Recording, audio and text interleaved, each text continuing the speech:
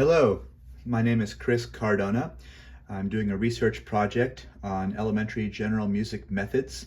My research topic is comparing the top three methods in North America, which are Kodály, Orff, and Dalcroze, and kind of comparing the effectiveness level of each of them. Some of my sources that I'm using for my project include a book by Goodkin called Play, Sing, and Dance, An Introduction to Orff Schulwerk. Another book by Brumfield, First We Sing, Kodály-Inspired Teaching. Another book by Butke and Frago, which is Meaningful Movement, A Guide to Dalcroze Eurythmics. And another research journal by Tabuena, Dalcroze, Kodály, and Orff Methods, an explanatory synthesis of teaching strategies in music education. So those are just a few of the sources that I'm using for this project.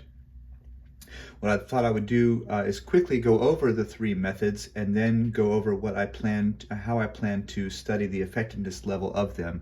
So first we have the Kodály method that was developed in Hungary around the 1940s. There are many more points to remember in all of these methods, but I thought for the sake of simplicity in the slides, we would do 3 points for each one. So the first point, the first tool in the toolbox for Kodály is the tonic solfa, which is a system of syllables, do, re, mi, fa, sol, la, ti, do, where do is the home tone for the major keys and la is the home tone for the minor keys. So it's a movable do system.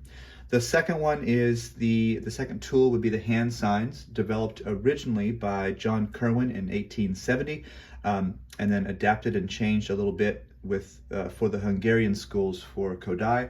So combined with the tonic solfa, they help the students to remember, kind of to help to aid tonal memory. And then the third tool that Kodály uses in the method is the rhythm duration syllables.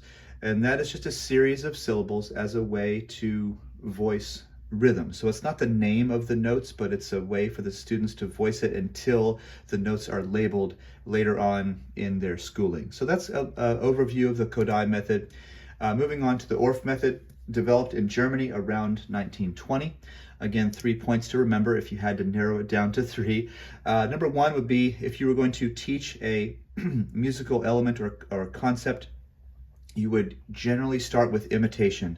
So this is just a teacher-led, teacher-modeled response, whether it's simultaneous or as an echo.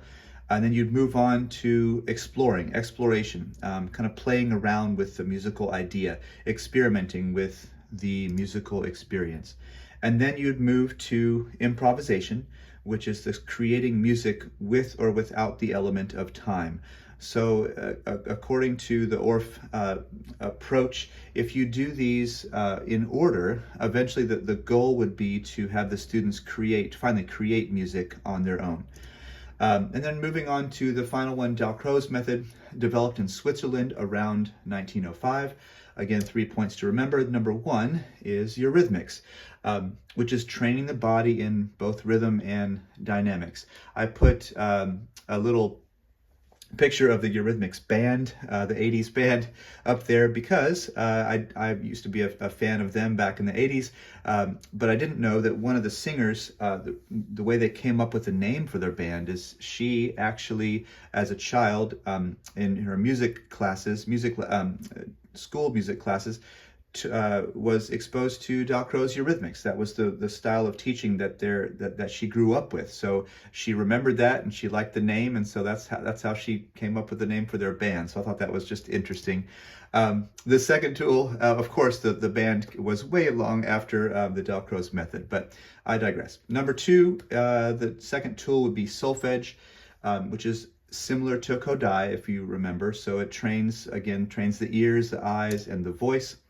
And then improvisation, which is similar to what Orff does, brings all of these elements together, combining the movement, voice, or even with an instrument. So that is a very, very brief overview of the three methodologies or approaches. So my research project was to kind of test the effectiveness level of these and just kind of compare them. So I'm going to use my third grade students at my school. I have 3 classes that I will use for this, and each class will be taught via the Kodai method or Orff method or Dalcroze method. They will take a pre-test, so it's a quantitative study, and they will take a pre-test and a post-test, both the same test, assuming that they will score fairly low on the pre-test, which is fine. So my rubric for this would be, the musical concept would be the whole note. That's what we're going to focus on. So first they would define the symbol. What is this symbol called? What is it? Number 2, they would sing a series of whole notes with solfege, led by the teacher. So the teacher would tell them which pitch to sing on. Number 3 is to show a series of whole notes through body movements, whether it's with arms or legs or whole body. And number 4, finally, to play a series of whole notes on barred instruments. So the rubric grading would be very, very typical. So number 1, needs work. Number 2, typical. Number 3, above average. And number 4, terrific.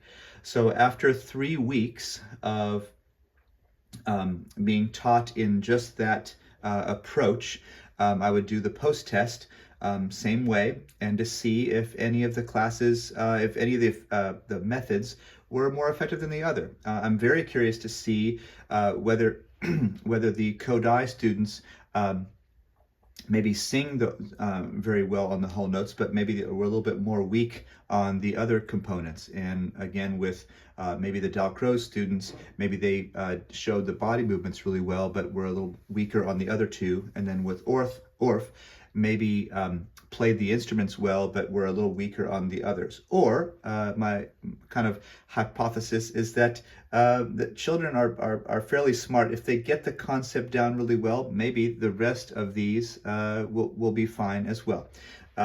So that's a little bit of what I plan to do with my research project. A lot of the approaches, although they have differences, there's many similarities as well. For instance, they are all developed in the early 1900s. If we had to narrow it down to 3 bullet points, number 1, they are all systematic and sequential in design. I've just noticed that they all have kind of a step 1, step 2, step 3 approach to learning a concept. Number 2, they all encourage active engagement and participation with the student. So it's none of the approaches were teacher lecture to the students and they just sit and listen. There was none of that in any of the approaches.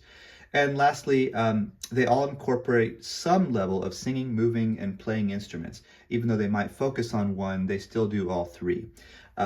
So I kind of noticed and narrowed it down to the end goal was similar. The approaches were different.